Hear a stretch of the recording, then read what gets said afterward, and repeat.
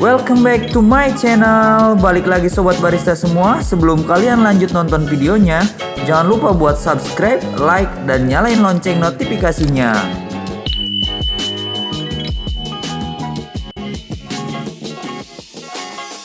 Oke, di sini gua akan ngejelasin tutorial cara pembuatan latte art menggunakan french fries dan susu kental manis. Bagi sobat barista yang nggak punya mesin kopi, tenang. Di sini kita bisa membuat latte art tanpa menggunakan mesin. Stay tune terus ya.